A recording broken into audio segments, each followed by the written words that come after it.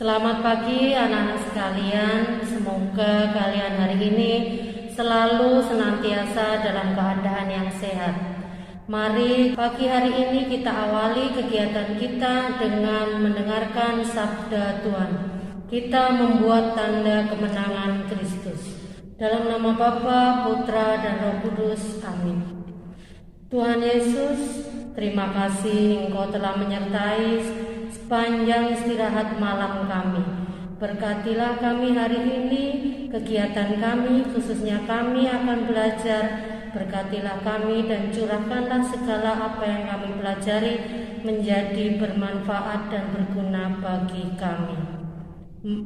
Maka berkatilah kami pula, orang tua kami yang mendampingi kami di rumah, berikanlah mereka selalu kesehatan, dan seluruh Bapak Ibu guru agar mereka juga dapat mendampingi kami dengan baik dan selalu dalam keadaan sehat.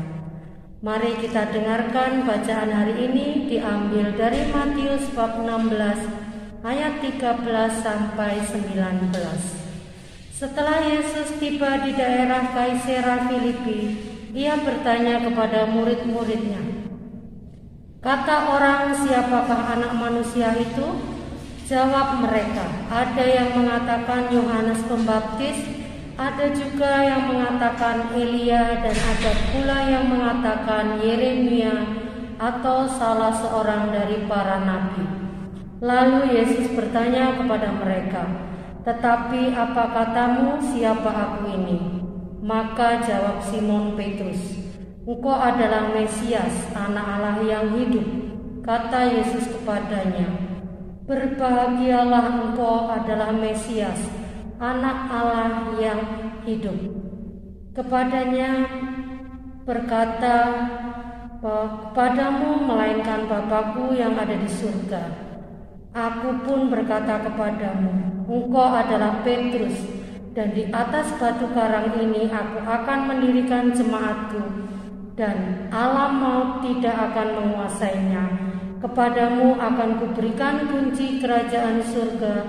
Apa yang kau ikat di dunia ini akan terkait di surga, dan apa yang kau lepaskan di dunia ini akan terlepas di surga."